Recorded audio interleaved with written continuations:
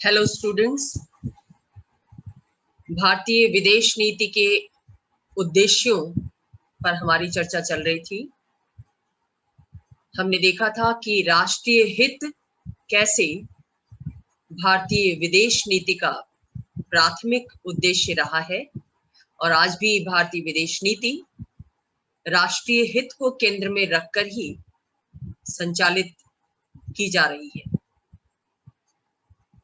भारतीय विदेश नीति विश्व शांति की समर्थक रही है। विश्व शांति को प्राप्त करना उसका उद्देश्य रहा है। आंतरिक एकीकरण को मजबूती प्रदान करना, बाह्य हस्तक्षेप से अपने भूभाग को मुक्त रखना, ये भी भारतीय विदेश नीति का महत्वपूर्ण उद्देश्य रहा है। इसके साथ साथ भारत एक ऐसी विश्व व्यवस्था के निर्माण का भी पक्षधर है जो सहयोग और समानता के सिद्धांत पर आधारित हो।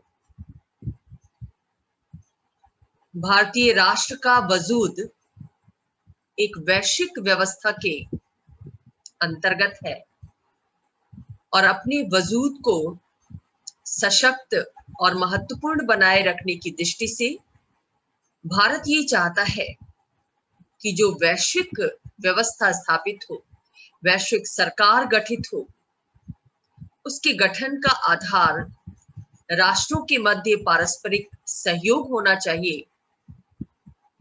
राष्ट्रों के मध्य समानता के आचरण को प्रोत्साहित करना होना चाहिए। आप जानते हैं कि वैश्विक स्तर पर व्यवस्था की स्थापना संयुक्त राष्ट्र संघ जैसी वैश्विक संस्था के निर्देशन में की जाती है और भारत इस संस्था के सिद्धांतों के प्रति प्रतिबद्ध है। वो संयुक्त राष्ट्र संघ का भरपूर सहयोग करना चाहता है। इस संस्था में उसकी आस्था है और यही वजह है कि भारत ने शुरुआती दौर में ही, जब संयुक्त राष्ट्र संघ बना, उसके घोषणा पत्र पर हस्ताक्षर हुए, तभी भारत ने उसकी सदस्यता प्राप्त कर ली। हालांकि भारत उस समय राजनीतिक रूप से स्वतंत्र नहीं था, लेकिन विश्व शांति में उसकी आस्था थी, सामूहिक सुरक्षा में आस्था थी। इसलिए इन सिद्धांतों को प्रोत्साहित करने वाली संयुक्त राष्ट्र संघ जैसी संस्था की सदस्यता उसने प्रारंभ में ही प्राप्त कर ली। तब संयुक्त राष्ट्र संघ का दायरा छोटा था क्योंकि थोड़े से राष्ट्र शामिल थे और आज लगभग 200 राष्ट्र इसके सदस्य हैं। इसका स्वरूप बड़ा हुआ है, लेकिन स्वरूप बदलने के साथ साथ इसमें और जो स्ट्रक्चरल चेंजेस होने चाहिए थे, संरचनात्मक परिवर्तन होने चाहिए थे, इस संस्था को और ज्यादा प्रतिनिधित्वपूर्ण होना चाहिए था, वो अब तक नहीं हुआ है। यही वजह है कि भारत इस संस्था में विश्वास रखने के साथ साथ, वैश्विक व्यवस्था में विश्वास रखने के साथ साथ, इस व्यवस्था में परिवर्तन का भी पक्षधर है। भारत ये चाहता है कि इस संस्था का स्वरूप अधिक लोकतांत्रिक होना चाहिए। और अधिक लोकतांत्रिक कैसे होगा? जब सभी राष्ट्रों को, सभी सदस्य राष्ट्रों को उनकी जनसंख्या, उनके क्षेत्रफल, उनकी आर्थिक और सैनिक शक्ति के अनुपात में संयुक्त राष्ट्र संघ जैसी संस्था में प्रतिनिधित्व प्राप्त हो। आप जानते हैं कि संयुक्त राष्ट्र संघ का जो महत्वपूर्ण अंग है, सुरक्षा परिषद और महासभा, इन दोनों पर ही दुनिया के बड़े राष्ट्रों का वर्चस्व है, क्योंकि सुरक्षा परिषद की स्थायी सदस्यता उन 5 शक्तिशाली देशों को ही प्राप्त है जिनका हर क्षेत्र में दबदबा है: ब्रिटेन, अमेरिका, फ्रांस, रूस और चीन। भारत की ये मांग रही है कि भारत जैसा देश, ब्राजील जैसा देश, जर्मनी जैसा देश, जो आर्थिक और सैनिक रूप से दिनों दिन ज्यादा सशक्त हो रहे हैं और इनकी जनसंख्या भी, इनका क्षेत्रफल भी बहुत व्यापक है। इसलिए सुरक्षा परिषद जैसी संस्था में इन देशों को भी स्थायी सदस्यता प्राप्त होनी चाहिए, तब जाकर ये संस्था लोकतांत्रिक स्वरूप प्राप्त कर सकेगी। तो भारत ऐसी विश्व व्यवस्था की स्थापना पर जोर देता है जो समानता के सिद्धांत पर आधारित हो और साथ ही सहयोग को प्रोत्साहित करने वाली हो। ये हो सकता है कि दुनिया में कुछ राष्ट्र ज्यादा विकसित हो और है भी ज्यादा शक्तिशाली हो, और कुछ कमजोर हो। ऐसी स्थिति में शक्तिशाली राष्ट्रों और कमजोर राष्ट्रों के मध्य सहयोग को बहुत ज्यादा प्रोत्साहित किया जाना चाहिए। विकसित राष्ट्रों के द्वारा विकासशील देशों को आर्थिक और तकनीकी सहयोग प्रदान किया जाना चाहिए, ताकि वो भी विश्व के विकास की मुख्य धारा में सम्मिलित हो सके। चूंकि भारत सहयोग और समानता में विश्वास रखता है, एक सद्भावपूर्ण वातावरण को प्रोत्साहित करना चाहता है, अंतरराष्ट्रीय जगत में विश्व शांति के लिहाज से, वैश्विक विकास के लिहाज से, इसीलिए भारत ने उन देशों के साथ भी अपने संबंधों को मधुर बनाए रखा है, कोशिश की है मधुर बनाने की, जो अतीत में उसके शत्रु में शुमार थे। ग्रेट ब्रिटेन, लंबे समय तक उसने भारत पर अपना साम्राज्य स्थापित किया। भारत ब्रिटेन के उपनिवेशवाद का शिकार रहा, लेकिन ब्रिटेन से मुक्ति के बावजूद भी भारत ब्रिटिश राष्ट्रमंडल का सदस्य बना रहा, क्योंकि वो सहयोग को प्रोत्साहित करना चाहता है, अतीत की कड़वाहट को भुला देना चाहता है। राष्ट्रमंडल उन देशों का समूह है जो कभी ब्रिटेन के गुलाम थे, आज राजनीतिक रूप से स्वतंत्र है, लेकिन स्वतंत्र होने के बावजूद ये अब भी सैद्धांतिक रूप से ब्रिटिश साम्राज्य को ही अपना सर्वोच्च शासक मानते हैं और उसके प्रति सम्मान प्रदर्शित करते हैं।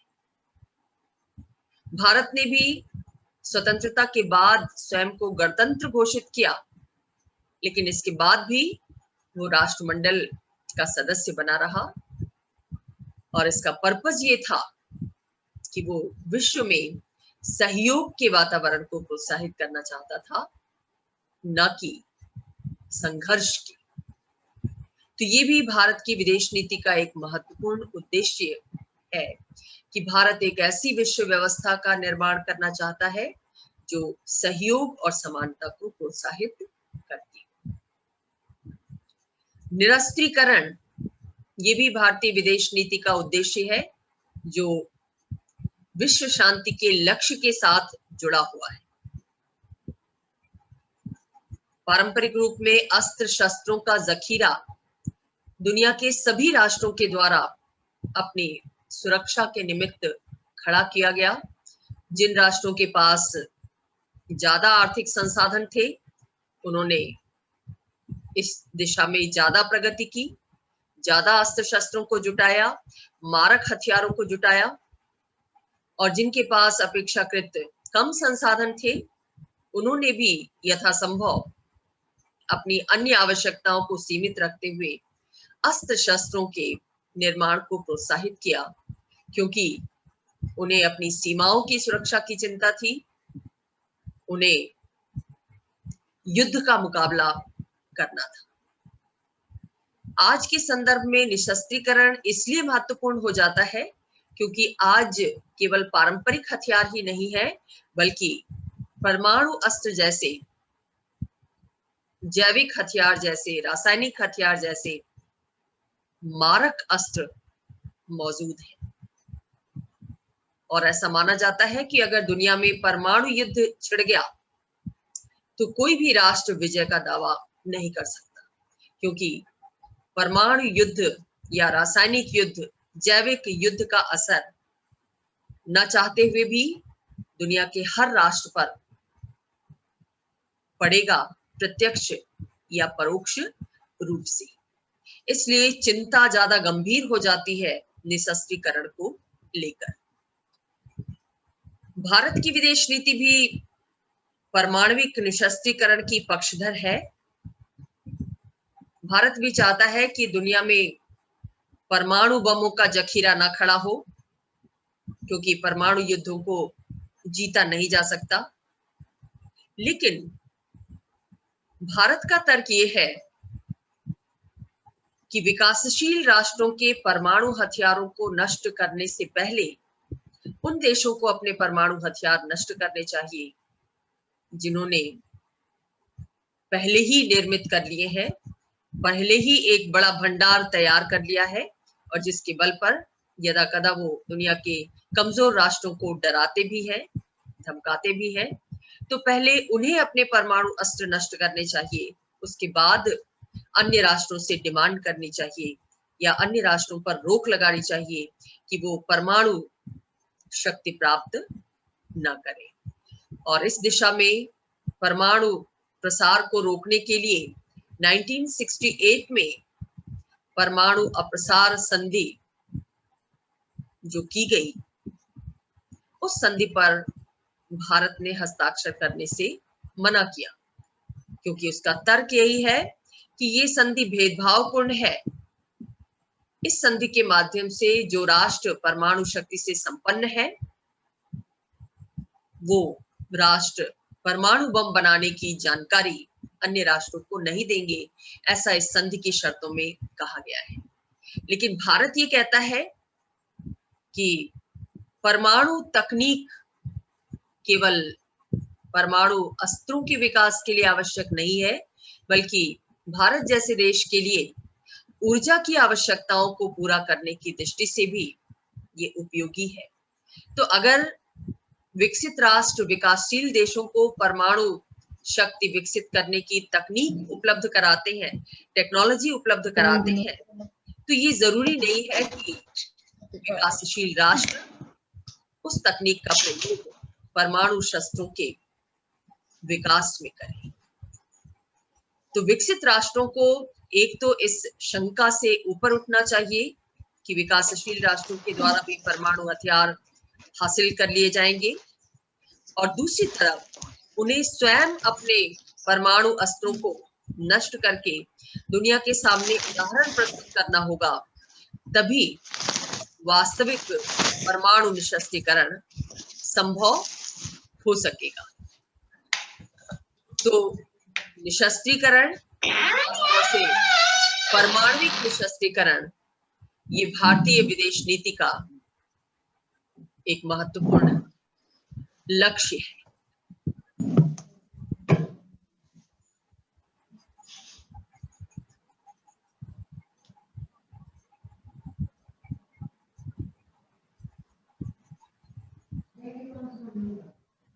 इसके साथ साथ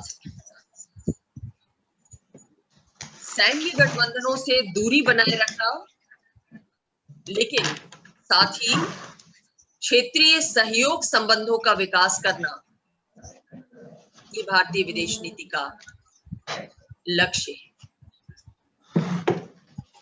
प्रारंभ में ही भारत ने गुट निरपेक्षता की नीति को अपनाकर ये घोषित कर दिया कि भारत किसी सैन्य गुट में शामिल नहीं होगा। नाटो, सीटो, सेंटो, वार्सा पैक्ट जैसे सैन्य गठबंधन सेकेंड वर्ल्ड वॉर के बाद वजूद में आए थे, लेकिन भारत ने इन सैनिक गठबंधनों का सदस्य बनने से इनकार कर दिया, क्योंकि सैनिक दृष्टि से भारत दुनिया के राष्ट्रों के साथ उलझाव नहीं चाहता था, क्योंकि वो विश्व शांति का समर्थक था। लेकिन सैन्य गठबंधनों से दूरी बनाए रखने के बावजूद भारत ये चाहता है कि दुनिया के राष्ट्रों के साथ, खासतौर से क्षेत्रीय देशों के साथ, पड़ोसी देशों के साथ, दक्षिण एशियाई देशों के साथ, दक्षिण पूर्वी एशिया के देशों के साथ उसके सहयोगपूर्ण संबंधों का विकास और इसी लक्ष्य की प्राप्ति के निमित्त उसने गुट निरपेक्षता की नीति को स्वीकार किया, पंचशील के सिद्धांतों को स्वीकार किया। हालांकि चीन और पाकिस्तान, जो दोनों एशियाई राष्ट्र हैं, इन दोनों राष्ट्रों ने भारत को युद्ध के लिए विवश किया। फिर भी भारत इन देशों सहित सभी देशों के साथ मैत्रीपूर्ण संबंधों के विकास के प्रति प्रतिबद्ध रहा है। और यही वजह है कि हम देखते हैं कि दक्षिण एशियाई देशों के मध्य सहयोग को विकसित करने के लिए सार्क जैसे संगठन का निर्माण किया गया और दक्षिण पूर्वी एशियाई देशों के साथ सामाजिक, सांस्कृतिक, आर्थिक सहयोग को प्रोत्साहित करने के लिए सामूहिक विकास की भावना से प्रेरित होकर आसियान जैसे संगठन का निर्माण किया गया। और इन दोनों संगठनों में भारत की भूमिका बहुत महत्वपूर्ण है, क्योंकि भारत दक्षिण एशिया में दक्षिण पूर्वी एशियाई राष्ट्रों के साथ मिलकर एक महत्वपूर्ण राष्ट्र के रूप में, महत्वपूर्ण शक्ति के रूप में उभर रहा है। उसकी अर्थव्यवस्था आसियान देशों के साथ मिलकर दुनिया की तीसरी सबसे बड़ी अर्थव्यवस्था के रूप में उभरी है। दक्षिण पूर्वी एशियाई देश उसके लिए रणनीतिक दृष्टि से भी महत्वपूर्ण है। सामुद्रिक सीमाओं की सुरक्षा की दृष्टि से भी इन देशों के साथ पारस्परिक सहयोग भारत के लिए न केवल जरूरी है, बल्कि अन्य आसियान देशों के विकास की दृष्टि से भी महत्वपूर्ण है।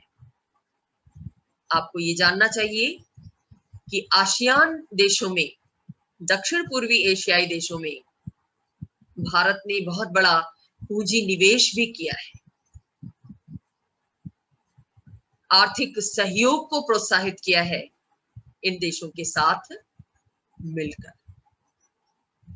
तो अंतर्राष्ट्रीय संबंधों की दृष्टि से, राजनय की दृष्टि से और वैश्विक विकास की दृष्टि से इन क्षेत्रीय सहयोग संगठनों का निर्माण और इन संगठनों में शामिल देशों के साथ पारस्परिक सहयोग को प्रोत्साहित करना भारतीय विदेश नीति का एक महत्वपूर्ण लक्ष्य रहा है। तो इस तरह से भारतीय विदेश नीति बहुत सारे उद्देश्यों को ध्यान में रखकर निर्मित की गई है और इसका संचालन किया जाता है। इन उद्देश्यों के तहत जब भारतीय विदेश नीति का संचालन किया जाता है तो उसमें राजदूतों की महत्वपूर्ण भूमिका होती है, कूटनीतिक अधिकारियों की महत्वपूर्ण भूमिका होती है। ऐसे ही एक कूटनीतिक अधिकारी भारत के भूतपूर्व राजदूत अजय मल्होत्रा रहे हैं। उन्होंने भारतीय विदेश नीति के 4 मुख्य उद्देश्य बताए। जिन 4 मुख्य उद्देश्यों में आपने अब तक जो भारतीय विदेश नीति के उद्देश्य देखे, वो सभी किसी न किसी रूप में सम्मिलित हैं। क्या बताया उन्होंने? पहला तो कहा कि भारतीय विदेश नीति का प्राथमिक लक्ष्य है कि जो पारंपरिक और गैर पारंपरिक सुरक्षा धमकियां हैं भारत के समक्ष, थ्रेट्स हैं, उनसे भारत की रक्षा करना। पारंपरिक धमकियां क्या? युद्ध, अस्त्र शस्त्र। और गैर पारंपरिक धमकियां कौन सी हैं? आतंकवाद, मादक पदार्थों की तस्करी, पर्यावरण संकट। ये सब गैर पारंपरिक सुरक्षा धमकियां हैं जो भारत ही नहीं, दुनिया के सभी राष्ट्रों की सुरक्षा के लिए चुनौती पेश करती हैं। तो भारतीय विदेश नीति इन सभी चुनौतियों का सामना करने का उद्देश्य रखती है। इस उद्देश्य को ध्यान में रखकर भारतीय विदेश नीति का निर्माण और संचालन किया जाता है। दूसरा जो पर्पस है भारतीय विदेश नीति का, अजय मल्होत्रा के अनुसार, वो ये है कि दुनिया में एक ऐसा वातावरण निर्मित करना जो भारत में समावेशी विकास के अनुकूल हो, ताकि विकास का लाभ निर्धनतम व्यक्तियों को भी मिल सके। भारत दुनिया से अलग थलग नहीं है, दुनिया का एक महत्वपूर्ण अंग है, क्योंकि धरती एक है और इस धरती के विभिन्न भिन्न भूखंडों पर ही अलग अलग राष्ट्रों का निर्माण हुआ है। तो जब धरती सुरक्षित होगी तभी सभी देश सुरक्षित होंगे, तभी भारत भी सुरक्षित होगा। इस तथ्य को ध्यान में रखते हुए भारत ये चाहता है अपनी विदेश नीति के माध्यम से कि दुनिया में एक ऐसा वातावरण निर्मित हो, ऐसा सहयोग का वातावरण निर्मित हो, शांति का वातावरण निर्मित हो, जिस वातावरण के अंतर्गत भारत को विकास के पथ पर अग्रसर होने में मदद मिले। कैसा विकास? सतत और समावेशी विकास। सतत विकास यानी विकास का ऐसा मॉडल जो पर्यावरण के अनुकूल हो, जिससे पर्यावरण को होने वाले नुकसान से बचाया जा सके और विकास का लाभ समाज के सभी वर्गों को मिल सके, दुनिया के सभी राष्ट्रों को विकास के लाभ, विकास के अवसर मुहैया हो सके। भारत ऐसे विकास में विश्वास रखता है और इस तरह के विकास के लिए जरूरी है कि अंतर्राष्ट्रीय जगत में ऐसा वातावरण बनाया जाए जो वातावरण शांति का हो, सहयोग को प्रोत्साहित करने वाला हो। और यही वजह है कि तमाम क्षेत्रीय संगठनों के माध्यम से या द्विपक्षीय संधि समझौतों के माध्यम से भारत दुनिया के राष्ट्रों के साथ सहयोगी संबंधों के विकास पर जोर देता रहा है, खुद उसमें भागीदार बनता रहा है और अंतर्राष्ट्रीय स्तर पर संयुक्त राष्ट्र संघ के सिद्धांतों में, उसकी कार्यवाहियों में विश्वास व्यक्त करता रहा है और उसकी कार्यवाहियों में सहयोगी भी रहा है। तीसरा जो लक्ष्य बताया गया मल्होत्रा जी के द्वारा वो ये था कि ये सुनिश्चित करना कि भारत की आवाज अंतर्राष्ट्रीय मंचों पर सुनी जा सके। भारत एक महत्वपूर्ण राष्ट्र है, एक शक्तिशाली राष्ट्र है। जितने भी अंतर्राष्ट्रीय मंच हैं, उनके जो सम्मेलन होते हैं विभिन्न राष्ट्रों के राष्ट्राध्यक्षों के, विभिन्न संगठनों के माध्यम से, जैसे आप सुनते रहते हैं ग्रुप 77 का सम्मेलन हुआ, शिखर सम्मेलन हुआ, या सार्क का शिखर सम्मेलन हुआ, या संयुक्त राष्ट्र संघ का जलवायु परिवर्तन पर सम्मेलन हुआ। ये सब जो अंतर्राष्ट्रीय मंच है जहां पर विभिन्न देशों के राष्ट्राध्यक्ष एक साथ इकट्ठा होते हैं, इन मंचों पर भारत की आवाज सुनी जाए, भारत की आवाज को महत्वपूर्ण समझा जाए, ये सुनिश्चित करना भी भारत की विदेश नीति का लक्ष्य है। हमारे राजनयिकों को इस ढंग से कार्य करना चाहिए, नीति निर्माताओं को ऐसी नीतियों का निर्माण करना चाहिए कि भारत की आवाज दो चार राष्ट्र ही नहीं बल्कि दुनिया के अधिकांश राष्ट्र सुन सके, समझ सके, उसको महत्व दे सके, और दे भी रहे हैं, ऐसा नहीं है। संयुक्त राष्ट्र संघ के द्वारा विश्व योग दिवस की घोषणा भारत की एक कूटनीतिक विजय है। भारत सैनिक रूप से भले ही बहुत शक्तिशाली ना हो, लेकिन सांस्कृतिक धरोहर की दृष्टि से भारत एक महत्वपूर्ण राष्ट्र रहा है और है। आज दुनिया इस बात को मानती है। तो भारतीय विदेश नीति का लक्ष्य ये भी है कि दुनिया में भारत के शक्ति को, भारत की परिस्थिति को अनुभव कराया जाए, और साथ ही जितने भी अंतर्राष्ट्रीय मुद्दे हैं, चाहे वो आतंकवाद का हो, जलवायु परिवर्तन का हो, निरस्त्रीकरण का हो, या फिर संयुक्त राष्ट्र संघ जैसी संस्था के पुनर्गठन का हो। इन सभी मुद्दों पर भारत दुनिया के राष्ट्रों को प्रभावित कर सके, भारत की स्थिति ऐसी होनी चाहिए। भारत के नीति निर्माताओं को, भारत के राजनयिकों को, भारत के नागरिकों को इस दिशा में क्रियाशील होना चाहिए। भारतीय विदेश नीति इस उद्देश्य की पूर्ति की अपेक्षा रखती भी है और इस अपेक्षा के निमित्त उसका निर्माण भी, उसका संचालन भी किया जाता है। और लास्टली, भारतीय प्रवासियों के हितों की रक्षा और राष्ट्र हित में उनका प्रयोग, ये भी भारतीय विदेश नीति का एक महत्वपूर्ण लक्ष्य है। Good afternoon ma'am. Good afternoon बेटे। भारतीय विदेश नीति के उद्देश्यों पर हमारी चर्चा हुई और हमने देखा कि कैसे जो भारतीय मूल के लोग हैं वो दुनिया के विभिन्न देशों में फैले हुए हैं, बसे हुए हैं और दुनिया के आर्थिक विकास में उनका महत्वपूर्ण योगदान है।